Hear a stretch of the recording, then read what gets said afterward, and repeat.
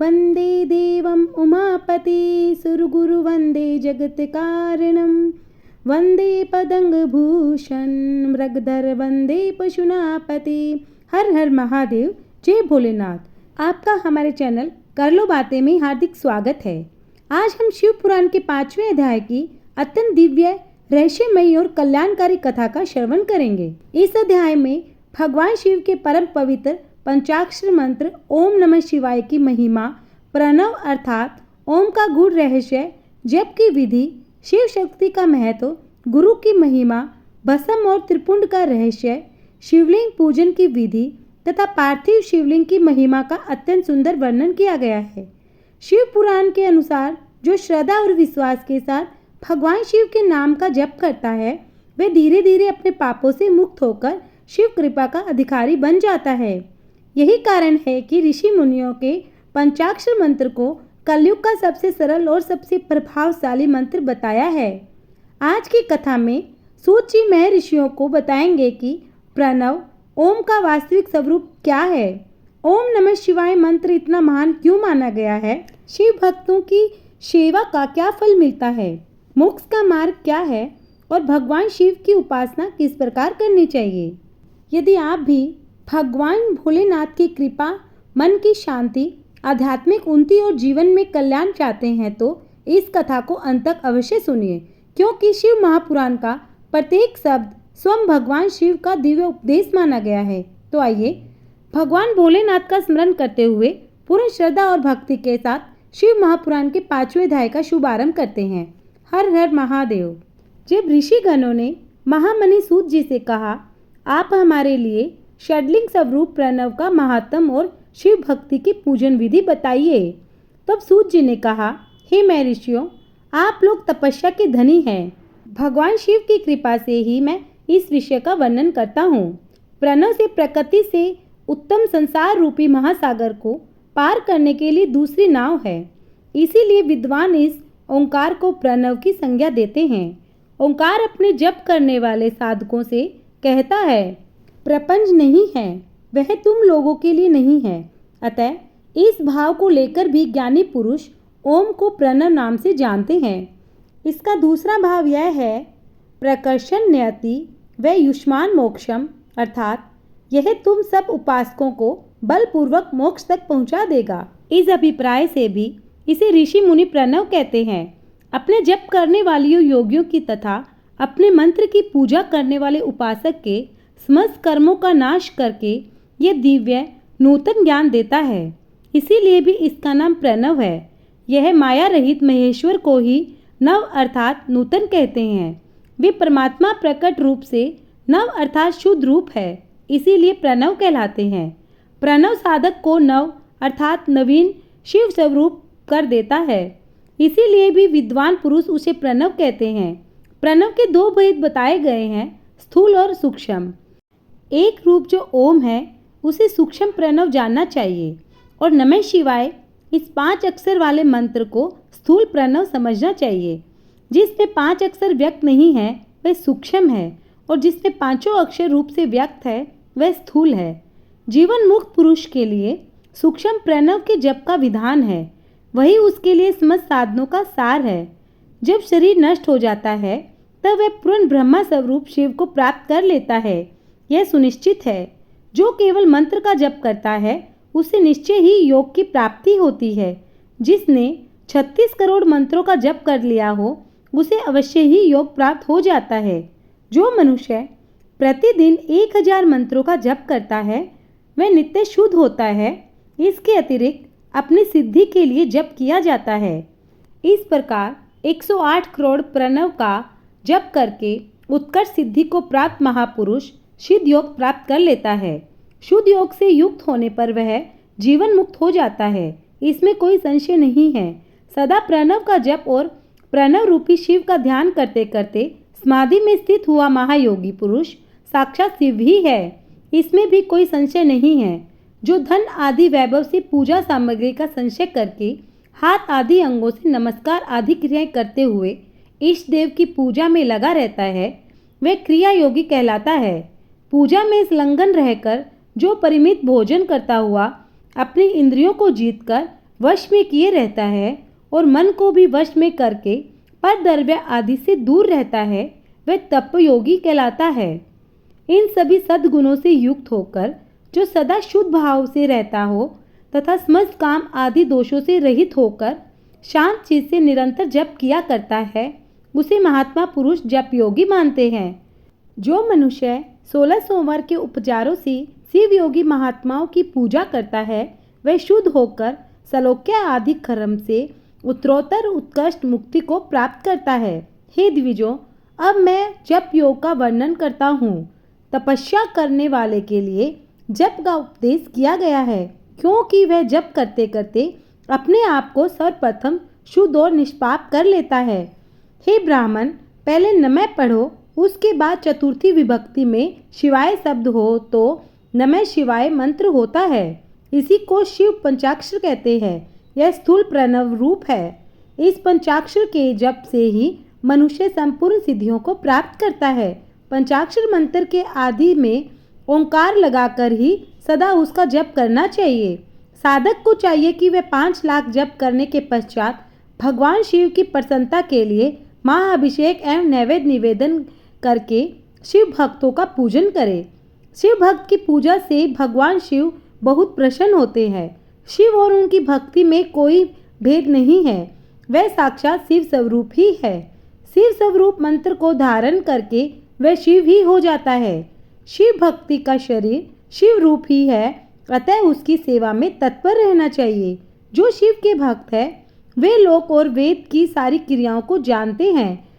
जो क्रमशः जितना जितना शिव मंत्र का जप करता है, उसके शरीर को उतना ही शिव का समीप्य प्राप्त होता है, इसमें कोई संशय नहीं है। शिव भक्त स्त्री का रूप देवी पार्वती का ही स्वरूप है।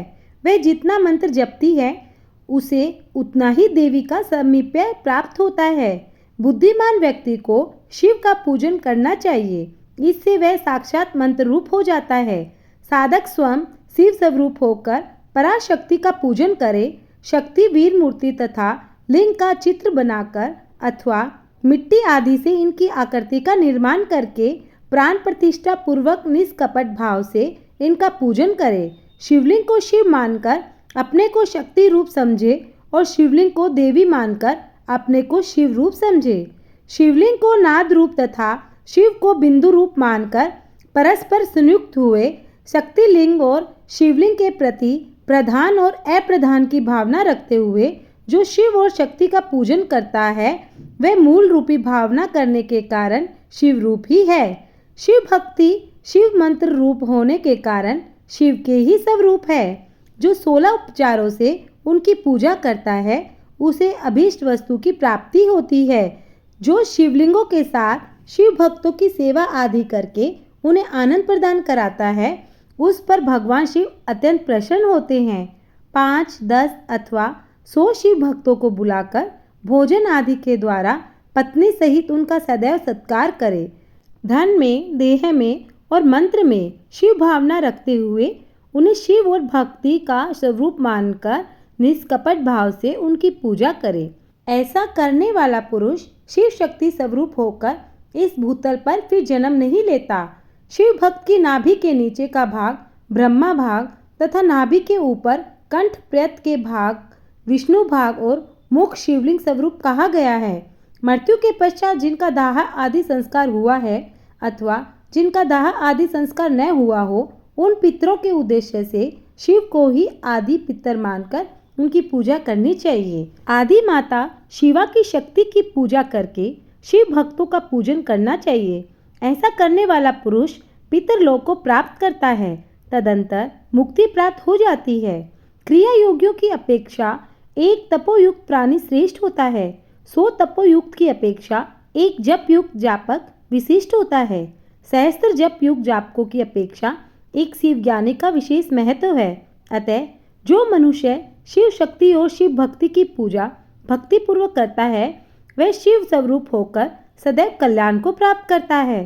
तब ऋषिगणों ने पूछा, हे सूत जी, सर्वज्ञों में श्रेष्ठ बंधन और मोक्ष का स्वरूप क्या है, हमें बताइए। सूत जी बोले, हे महर्षियों, मैं बंधन और मोक्ष का स्वरूप तथा मोक्ष के उपाय का वर्णन करता हूँ। आप लोग ध्यानपूर्वक सुनिए। जो प्रकृति आदि 8 बंधनों से बंधा हुआ है वह जीव व्रत कहलाता है, और जो बंधनों से छूटा हुआ है उसे मुक्त कहते हैं। प्रकृति आदि को वश में कर लेना मोक्ष कहलाता है। जब जीव बंधन से मुक्त हो जाता है तब उसे मुक्त जीव कहते हैं। शरीर को स्थूल, सूक्ष्म और कारण, इन 3 भेदों से जानना चाहिए। स्थूल शरीर जागृत अवस्था में व्यवहार करने वाला, सूक्ष्म शरीर जागृत और स्वप्न अवस्थाओं में इंद्रिय भोग करने वाला तथा कारण शरीर सुषुप्त अवस्था में आनंद आत्मा की अनुभूति कराने वाला कहा गया है। जीव को उसके अनुसार सुख दुख प्राप्त होते हैं। वह अपने पुण्य कर्मों के फलस्वरूप सुख और पाप कर्मों के फलस्वरूप दुख प्राप्त करता है। कर्म पाप से बंधा हुआ जीव अपने त्रिविध शरीर से होने वाले शुभ और अशुभ कर्मों द्वारा सदा चक्र की भांति बार बार घुमाया जाता है। इस चक्रवंत भ्रमण की निवृत्ति के लिए चक्रकर्ता को सत्वन्याय आराधना करनी चाहिए। प्रकृति आदि जो 8 बंधन बताए गए हैं उनका समुदाय ही माया चक्र है, जो प्रकृति से परे है। वे परमात्मा शिव है। भगवान महेश्वर ही प्रकृति आदि माया चक्र के कर्ता है, क्योंकि वे प्रकृति से परे है। जिस प्रकार सर्प अपने बिल में रहता है, उसी प्रकार भगवान शिव प्रकृति आदि को अपने वश में करके उस पर शासन करते हैं। उन्होंने सबको वश में कर लिया है, इसीलिए वे शिव कहे गए हैं। शिव की सर्वज्ञ, परिपूर्ण और निष्प्रह है। सर्वज्ञता, अनादिव, स्वतंत्रता, नित्य, अल्पोत शक्ति तथा अपने भीतर अनंत शक्तियों को धारण करना महेश्वर के ये 6 प्रकार के दिव्य ऐश्वर्य है। उन्हें केवल वेद ही जानते हैं। भगवान शिव के अनुग्रह से ही प्रकृति आदि 8 तत्व वश में होते हैं। भगवान शिव की कृपा प्रसाद प्राप्त करने के लिए उनका पूजन करना चाहिए। शिव परिपूर्ण है, निष्पुय है, उनकी पूजा कैसे हो सकती है? इसका उत्तर यह है कि भगवान शिव के उद्देश्य से उसकी प्रसन्नता के लिए किया हुआ सत्कर्म उनकी कृपा का कारण बनता है। शिवलिंग, शिव की प्रतिमा का तथा शिव भावना करके उनकी प्रसन्नता के लिए पूजा करनी चाहिए। वह पूजन शरीर से, मन से, वाणी से और धन से भी किया जा सकता है। उस पूजा से प्रकृति से परे महेश्वर प्रसन्न होकर विशेष कृपा करते हैं। यह सत्य है। शिव की कृपा से कर्म आदि सभी बंधन अपने वश में हो जाते हैं, और कर्म से लेकर प्रकृति पर्यंत सब कुछ जब वश में हो जाता है तब वह जीव मुक्त कहलाता है और स्वात्माराम रूप में विराजमान होता है। परमेश्वर शिव की कृपा से जो कर्म जनित शरीर अपने वश में हो जाता है वह भगवान शिव के लोक में निवास प्राप्त होता है। इसी को सालोक्य मुक्ति कहते हैं। जब तन्मात्राएं वश में हो जाती है तब जीव जगदम्बा सहित शिव का सामीप्य प्राप्त कर लेता है। वह सामीप्य मुक्ति है। उसके आयुध आदि और क्रिया आदि सब कुछ भगवान शिव के समान हो जाते हैं। भगवान का महाप्रसाद प्राप्त होने पर बुद्धि भी वश में हो जाती है। बुद्धि प्रकृति का कार्य है, उसका वश में होना सारूप्य मुक्ति कही गई है। पुनः भगवान का महान अनुग्रह प्राप्त होने पर प्रकृति वश में हो जाती है। उस समय भगवान शिव का दिव्य ऐश्वर्य बिना किसी प्रयत्न के ही प्राप्त हो जाता है। सर्वज्ञता आदि जो शिव के ऐश्वर्य है उनसे युक्त होकर मुक्त पुरुष अपनी आत्मा में ही विराजमान होता है। वेद और शास्त्रों में श्रद्धा रखने वाले विद्वान पुरुष इसी को साजुज्य मुक्ति कहते हैं। इस प्रकार लिंग आदि में शिव की पूजा करने से मुक्ति स्वतः प्राप्त होती है। इसीलिए शिव की कृपा प्रसाद प्राप्त करने के लिए तत्संबंधी क्रियाओं द्वारा उनका पूजन करना चाहिए। शिव क्रिया, शिव तप, शिव मंत्र जप, शिव ज्ञान और शिव ध्यान के लिए सदा उत्तरोत्तर अभ्यास बढ़ाना चाहिए। प्रतिदिन प्रातः काल से रात्रि में सोते समय तक, जन्म काल से मृत्यु पर्यंत सर्वदा भगवान शिव के चिंतन में ही समय बिताना चाहिए। पौरुषोपचार आदि मंत्रों तथा नाना प्रकार के पुष्पों से जो शिव की पूजा करता है वह शिव को प्राप्त होता है। ऋषिगण बोले, हे सुरवर्त, अब आप लिंग आदि शिव जी की पूजा का विधान बताइए। तब सूत जी बोले, जो मैं लिंगों के क्रम का यथावत वर्णन कर रहा हूँ, आप लोग सुनिए। यह प्रणव ही समस्त अभिष्ट वस्तुओं को देने वाला प्रथम लिंग है। उसे सूक्ष्म प्रणव रूप समझिए। सूक्ष्म लिंग निश्चल होता है और स्थूल लिंग सकल पंचाक्षर मंत्र को ही शिवलिंग कहते हैं। उन दोनों प्रकार के लिंगों का पूजन उत्तम कहा गया है। वे दोनों ही लिंग साक्षात मोक्ष देने वाले हैं। पुरुष लिंग और प्रकृति लिंग के रूप में बहुत से लिंग हैं। उन्हें भगवान शिव ही विस्तार पूर्वक बता सकते हैं, दूसरा कोई नहीं जानता। पृथ्वी के विकारभूत जो लिंग ज्ञात है उनका मैं आपको वर्णन करता हूँ। उनमें सर्वप्रथम स्वयंभू लिंग, दूसरा बिंदु लिंग, तीसरा प्रतिष्ठित लिंग, चौथा चरलिंग और पांचवा गुरु लिंग है। देवताओं और ऋषियों की तपस्या से संतुष्ट होकर उनके समीप प्रकट होने से पृथ्वी के भीतर व्याप्त भगवान शिव वृक्षों के अंकुर की भांति भूमि को भेद कर नागलिंग रूप में प्रकट हो जाते हैं। स्वयं प्रकट होने के कारण वे स्वयंभू नाम धारण करते हैं। ज्ञानी जन उन्हें स्वयंभू लिंग के रूप में जानते हैं। उस स्वयंभू लिंग की पूजा से उपासक का ज्ञान स्वयं ही बढ़ने लगता है। सोने चांदी आदि के पत्थर पर, भूमि पर अथवा वेदी पर अपने हाथ से लिखे हुए जो शुद्ध प्रणव मंत्र रूप लिंग है उससे तथा यंत्र लिंग का आलेखन करके उसमें भगवान शिव की प्रतिष्ठा और आहन करे। ऐसा बिंदुमय लिंग स्थावर और जंगम दोनों ही प्रकार का होता है। इसमें शिव का दर्शन भावना में ही है, इसमें संदेह नहीं है। जिसको जहाँ भगवान शंकर के प्रकट होने का विश्वास हो उसके लिए वहीं प्रकट होकर अभीष्ट फल प्रदान करते हैं। अपने हाथ से लिखे हुए यंत्र से तथा आकृतिम स्थावर आदि में भगवान शिव का आहन करके पौरुषोपचारों से उनकी पूजा करे। ऐसा करने से साधक स्वयं ऐश्वर्य को प्राप्त करता है। इस साधना के अभ्यास से उसको ज्ञान भी प्राप्त होता है। देवता और ऋषियों ने आत्म सिद्धि के लिए अपने हाथों से वैदिक मंत्रों के उच्चार पूर्वक शुद्ध मंडल में शुद्ध भावना द्वारा जिस उत्तम शिवलिंग की स्थापना की है उसे पुरुष लिंग कहते हैं तथा वही प्रतिष्ठित लिंग कहलाता है। उस लिंग की पूजा करने से सदा पुरुष ऐश्वर्य की प्राप्ति होती है।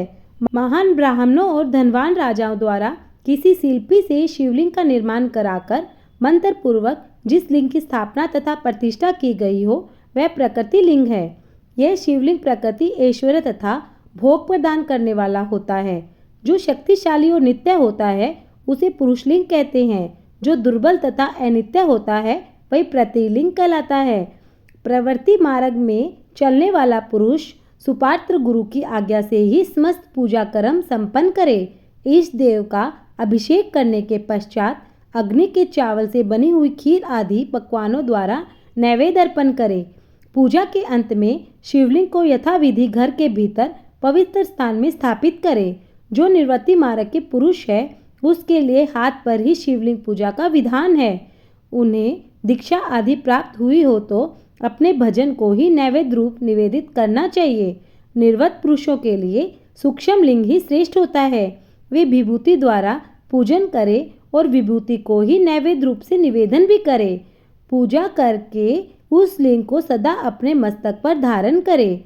विभूति 3 प्रकार की होती है, लौकिक अग्निजनित, वैदिक अग्निजनित और शिव अग्निजनित। लौकिक अग्नि से उत्पन्न भस्म को द्रव्यों की शुद्धि के लिए सुरक्षित रखे। मिट्टी, लकड़ी और लोहे के पात्रों की, धान्य, तेल आदि द्रव्यों की, वस्त्र आदि की तथा पर्युषित वस्तुओं की शुद्धि भस्म से होती है। वस्तु विशेष की शुद्धि के लिए यथोयोग्य सजल अथवा निर्जल भस्म का उपयोग करना चाहिए। वैदिक अग्निजनित जो भस्म है उसको उन वैदिक कर्मों के अंत में धारण करना चाहिए। मंत्र और क्रिया से संपन्न जो होम कर्म है वह अग्नि से भस्म का रूप धारण करता है। उस भस्म को धारण करने से कर्म आत्मा में आरोपित हो जाता है। अधोर मूर्तिधारी शिव का जो अपना मंत्र है उसे पढ़कर बेल की लकड़ी को जलाए। उस मंत्र से आमंत्रित अग्नि को शिवाग्नि कहा गया है। उसके द्वारा जली हुई लकड़ी को जो भस्म है वह शिव अग्निजनित भस्म है। कपिल गो के गोबर अथवा गो के गोबर को तथा सम्मी, पीपल, प्लाश, बबूल, अलतास और बिल्व की लकड़ियों को शिवाग्नि से जलाए और वह शुद्ध भस्म शिवा अग्निजनित माना गया है। अथवा गृहस्थ अग्नि में शिव मंत्र के उपचार पूर्वक काष्ठ को जलाए, फिर उस भस्म को कपड़े से अच्छी तरह छानकर नए पात्र में भरकर रख दे। समय समय पर अपनी कांति या शोभा की वृद्धि के लिए उसे धारण करे। ऐसा करने वाला पुरुष सम्मानित पूजित होता है। शिव ने अपने शरीर में अपने लिए रतन स्वरूप भस्म को इस प्रकार स्थापित किया है। लोक अग्नि के सारत्व से हृदय, जल के सारत्व से कटिभाग और पृथ्वी के सारत्व से घुटनों को धारण किया है। इसी प्रकार उनके सारे अंग विभिन्न वस्तुओं के सार रूप है। महेश्वर ने अपने ललाट के मध्य में तिलक रूप से जो त्रिपुंड धारण किया है वह ब्रह्मा, विष्णु और रुद्र का सार तत्व है। वे इन वस्तुओं को जगत के अभ्युदय का हेतु मानते हैं। इन भगवान शिव ने ही प्रचंड के समस्त सार तत्वों को अपने वश में किया है, अतः इन्हें अपने वश में करने वाला दूसरा कोई नहीं है, इसीलिए वे शिव कहे जाते हैं। जैसे समस्त मृगों का हिंसक सिंह कहलाता है, उसकी हिंसा करने वाला दूसरा कोई मृग नहीं है, अतः वह सिंह कहा गया है। सी का अर्थ है नित्य सुख और आनंद तथा वह का अर्थ है अमृत स्वरूप शक्ति। इन दोनों का सम्मिलित स्वरूप शिव कहलाता है, अतः इस रूप में भगवान शिव को अपने आत्मा मानकर उनकी पूजा करनी चाहिए। साधक पहले अपने अंगों से भस्म लगाए, फिर ललाट में उत्तम त्रिपुंड धारण करे। पूजा के समय सजल भस्म का उपयोग होता है और द्रव्य शुद्धि के लिए निर्जल भस्म का। दिन हो अथवा रात्रि, नित्य हो या नैमित्तिक, पूजा करने के लिए उस भस्म को जल सहित ही त्रिपुंड रूप से ललाट पर धारण करना चाहिए। जल मिश्रित भस्म को त्रिपुंड रूप में धारण करके जो व्यक्ति शिव की पूजा करता है उसे सांग शिव पूजा का फल तुरंत प्राप्त होता है। वह सुनिश्चित है। जो प्राणी शिव मंत्र के द्वारा भस्म को धारण करता है वह सभी ब्रह्मचारी, गृहस्थ, वानप्रस्थ तथा संन्यास आश्रमों में श्रेष्ठ होता है। वह शिवाश्रमी कहा जाता है क्योंकि वह एकमात्र शिव को ही परम श्रेष्ठ मानता है। जो गुणों का निरोध करता है वह गुरु है। यह गुरु शब्द का विग्रह कहा जाता है। गुणातीत शिव रजस आदि इन विकार स्वरूप गुणों का निरोध करते हैं, दूर हटाते हैं, इसीलिए वे सबके गुरु रूप में स्थित है। गुरु विश्वासी शिष्यों के तीनों गुणों को पहले दूर करके उन्हें शिव तत्व का उपदेश करते हैं, इसीलिए वे गुरु कहलाते हैं। बुद्धिमान शिष्य को गुरु के शरीर को गुरुलिंग समझना चाहिए। गुरुजी की सेवा करने से गुरुलिंग की पूजा होती है। तन, मन और वाणी से की गई गुरु सेवा से शास्त्र ज्ञान प्राप्त होता है। सुशील विषय को अपना शरीर धारण करके सभी साधन गुरु को अर्पित करके और अपने पहले का पाप भी उन्हें समर्पित करके उनकी आज्ञा लेकर भजन करना चाहिए। शिष्य को निरंतर गुरु के सानिध्य के कारण पुत्र कहा जाता है। उसे अपने पिता स्वरूप गुरु की सेवा करनी चाहिए। शरीर को उत्पन्न करने वाला पिता तो संसार प्रपंच के पुत्र को डुबाता है, किंतु ज्ञान देने वाला गुरु पिता संसार सागर से पार करा देता है। इन दोनों पिताओं का अंतर जानकर गुरु रूप पिता की अपनी कमाई के धन से तथा अपने शरीर से विशेष सेवा पूजा करनी चाहिए। गुरु की पूजा ही परमात्मा शिव की पूजा होती है। गुरु के उपभोग से बचा हुआ समस्त पदार्थ आत्म शुद्धि करने वाला होता है।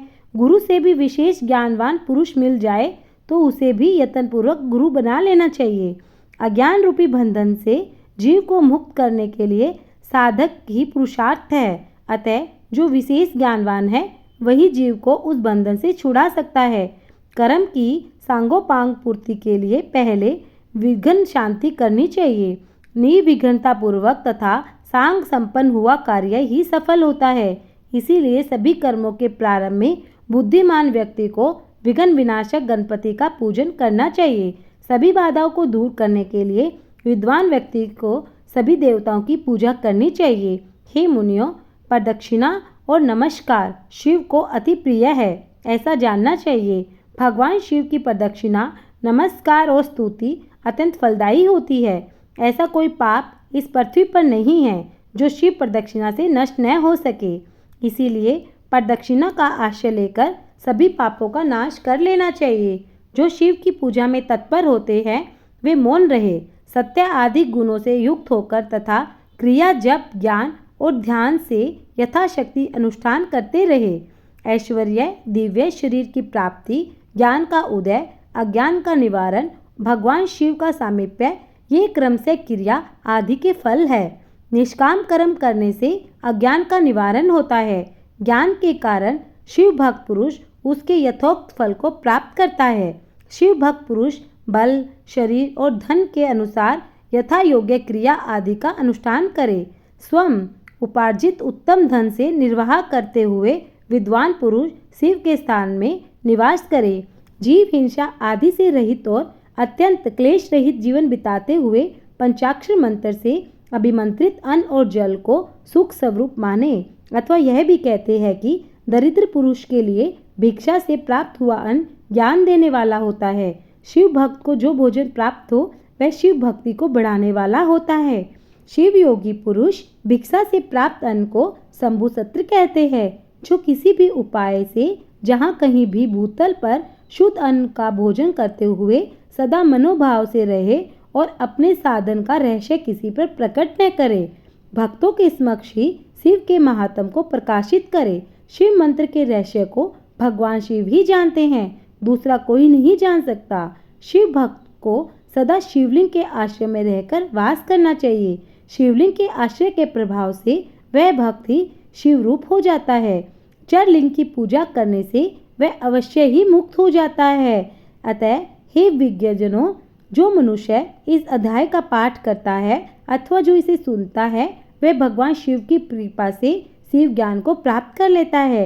ऋषिगण बोले, हे सूत जी, आप चिरंजीवी हो, आप धन्य हो। जो परम शिव भक्त है, आपने शुभ फल देने वाली शिवलिंग की महिमा सम्यक प्रकार से बताई है। अब आप व्यास जी द्वारा वर्णित भगवान शिव के सर्वोत्कृष्ट पार्थिव लिंग की महिमा का वर्णन करें। सूत जी बोले, हे मैं ऋषियों, मैं शिव के पार्थिव लिंग की महिमा बता रहा हूँ। आप लोग भक्ति और आदर सहित इसका श्रवण करें। हे द्विजों, अभी तक बताए हुए सभी शिवलिंगों में पार्थिव लिंग सर्वोत्तम होता है। उसकी पूजा करने से अनेक भक्तों को सिद्धि प्राप्त हुई है। ब्रह्मा, विष्णु, प्रजापति तथा अनेक ऋषियों के पार्थिव लिंग की पूजा करके अपना संपूर्ण अभिष्ट प्राप्त किया है। देव, असुर, मनुष्य, गंधर्व, नाग, राक्षस, गण तथा अन्य प्राणियों ने भी उसकी पूजा करके परम सिद्धि प्राप्त की है। सतयुग में मणिलिंग, त्रेता में स्वर्णलिंग, द्वापर युग में पारद लिंग और कलयुग में पार्थिव लिंग को श्रेष्ठ कहा गया है। भगवान शिव की सभी 8 मूर्तियों में पार्थिव मूर्ति श्रेष्ठ होती है। किसी अन्य द्वारा नवनिर्मित एवं पूजित पार्थिव मूर्ति की पूजा करने से तपस्या में भी अधिक फल मिलता है। जैसे सभी देवताओं में शंकर श्रेष्ठ कहे जाते हैं, उसी प्रकार सभी लिंग मूर्तियों में पार्थिव लिंग श्रेष्ठ कहा गया है। जैसे सभी मंत्रों में प्रणव ओम महान कहा जाता है, उसी प्रकार शिव का यह पार्थिव लिंग श्रेष्ठ, आराध्य तथा पूजनीय होता है। जैसे सभी वर्णों में ब्राह्मण श्रेष्ठ कहा गया है, उसी प्रकार सभी लिंग मूर्तियों में पार्थिव लिंग श्रेष्ठ होता है। जैसे सभी पुरियों में काशी को श्रेष्ठतम कहा गया है, वैसे ही सभी शिवलिंगों में पार्थिव लिंग श्रेष्ठ होता है। जैसे सभी व्रतों में महाशिवरात्रि व्रत का सर्वोपरि है, उसी प्रकार शिवलिंगों में पार्थिव लिंग सर्वश्रेष्ठ होता है। जैसे सभी देवियों में शिवा, पार्वती शक्ति प्रधान मानी जाती है, उसी प्रकार सभी शिवलिंगों में पार्थिव लिंग प्रधान माना जाता है। जो पार्थिव लिंग का निर्माण करने के बाद किसी अन्य देवते की पूजा करता है, उसकी वह पूजा तथा स्नान आदि की क्रियाएं व्यर्थ हो जाती है। पार्थिव पूजन अत्यंत पुण्यदायक तथा सब प्रकार से श्रेय देने वाला, दीर्घायु प्रदान करने वाला है। वह तुष्टि, पुष्टि और लक्ष्मी प्रदान करने वाला है। अतः सिद्धि चाहने वाले साधकों को उसका पूजन अवश्य करना चाहिए। उपलब्ध उपचारों से भक्ति और श्रद्धा पूर्वक पार्थिव लिंग का पूजन करना चाहिए। जो सुंदर वेदी सहित पार्थिव लिंग का निर्माण करके उसकी पूजा करता है, वह इस लोक में धन धान्य से संपन्न होकर अंत में रुद्रलोक को प्राप्त करता है। जो पार्थिव लिंग का निर्माण करके बेल पत्रों से 11 वर्ष तक उसका त्रिकाल पूजन करता है, उसके पुण्य फल को भी सुनिए। वह अपने इसी शरीर से रुद्रलोक में प्रतिष्ठा प्राप्त करता है। उसके दर्शन और स्पर्श से मनुष्यों के सभी पाप नष्ट हो जाते हैं। वह जीवन मुक्त, ज्ञानी और शिव स्वरूप होता है, इसमें संशय नहीं है। उसके दर्शन मात्र से भोग और मोक्ष की प्राप्ति होती है। जो पार्थिव शिवलिंग का निर्माण करके जीवन प्रयत्न नित्य उसका पूजन करता है, वह शिवलोक को प्राप्त करता है। वह असंख्य वर्षों तक भगवान शिव के सानिध्य में शिवलोक में निवास करता है। यदि कोई कामना शेष रहती है तो वह भारतवर्ष में सम्राट बनता है। जो निष्काम भाव से नित्य उत्तम पार्थिव शिवलिंग का पूजन करता है वह सदा के लिए शिवलोक में निवास करता है और शिव सायुज्य को प्राप्त करता है। किसी भी विधि से सुंदर पार्थिव लिंग का निर्माण करना चाहिए, किंतु उसमें 5 सूत्रों का विधान नहीं करना चाहिए। खंडित लिंग का निर्माण करने वाला पूजा का फल नहीं प्राप्त करता, इसीलिए लिंग को खंडित नहीं बनाना चाहिए, उसे अखंड रूप से बनाना चाहिए। मणिलिंग, स्वयंलिंग, पारद लिंग, स्फटिक लिंग, पुष्पराग लिंग तथा पार्थिव लिंग, इन सबको अखंड ही बनाना चाहिए। यही अखंड विधान कहा गया है। स्थावर लिंग में वैदिका भगवती महाविद्या का रूप है और लिंग भगवान महेश्वर का स्वरूप है, इसीलिए स्थावर लिंगों में वैदिका युक्त द्विखंड लिंग ही श्रेष्ठ माना गया है। द्विखंड स्थावर लिंग का विधान पूर्वक निर्माण करना चाहिए। शिव सिद्धांत को जानने वाले आचार्य ने चरलिंग को अखंड माना है। अज्ञानवश कुछ लोग चरलिंग को 2 खंडों में बना लेते हैं, किंतु शास्त्रों को जानने वाले सिद्धांत मर्मज्ञ मुनिजन ऐसा नहीं करते। जो मुनिजन अचल लिंग को अखंड तथा चरलिंग को द्विखंड रूप में मानते हैं उन्हें शिव पूजा का फल प्राप्त नहीं होता। इसीलिए अत्यंत प्रसन्नतापूर्वक शास्त्र विधि के अनुसार चरलिंग को अखंड तथा अचल लिंग को द्विखंड बनाना चाहिए। अखंड चरलिंग में की गई पूजा का संपूर्ण फल प्राप्त होता है। इसके विपरीत अचल लिंग की अखंड पूजा से कामना सिद्ध नहीं होती, उससे तो अनिष्ट प्राप्त होता है, ऐसा शास्त्रों के विद्वानों ने कहा है। इसके पश्चात सूत जी बोले, हे महर्षियों, अब मैं वैदिक कर्म में श्रद्धा और भक्ति रखने वाले लोगों के लिए वेदोक्त मार्ग से पार्थिव पूजा की पद्धति का वर्णन करूंगा। तो ये थी शिव पुराण की 5वें अध्याय की कथा का वर्णन। कथा को यहीं विश्राम देंगे। अगर आपको यह कथा पसंद आए तो एक लाइक करना, शेयर करना और हमारे चैनल पर पहली बार आए हैं तो सब्सक्राइब करना। कमेंट में हर हर महादेव, ओम नमः शिवाय अवश्य लिखना। आप सभी पर भगवान भोलेनाथ और माता पार्वती की कृपा सदैव बनी रहे। मिलते हैं अगले अध्याय में, तब तक के लिए हर हर महादेव।